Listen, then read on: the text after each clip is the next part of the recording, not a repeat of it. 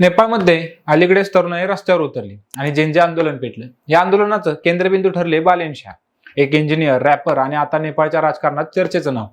पण ते खरंच पुढचे पंतप्रधान होऊ शकतील का? बालेन शाह हे मूळचे काठमांडूचे अभियंता, पण लोकांच्या नजरेत ते आले त्यांच्या रॅप गाण्यांमुळे. भ्रष्टाचार, पिढीजात राजकारण, बेरोजगारी या विषयांवर त्यांनी थेट शब्दात प्रहार केला. यामुळे नेपाळच्या तरुणांनी त्यांना आपला आवाज मानला. महापौर पदाचा मोठा विजय. 2022 मध्ये त्यांनी स्वतंत्र उमेदवार म्हणून निवडणूक लढवली.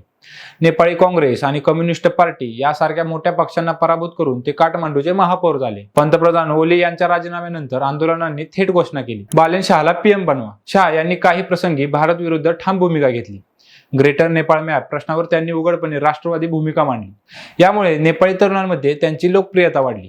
पण भारताशी तणाव निर्माण झाला. काही विश्लेषकांचं म्हणणं आहे की शाह यांच्या उदयामागे अमेरिकेचा सॉफ्ट पॉवर दिसतो, कारण अमेरिका नेहमीच नेपाळमध्ये सॉफ्ट पॉवर वापरून सत्तापलट करण्यासाठी युवक चळवळींना आधार देते, अँटी चायना भावना पुढे करते. या कारणांमुळे विरोधक त्यांना पपेट ऑफ अमेरिका म्हणतात.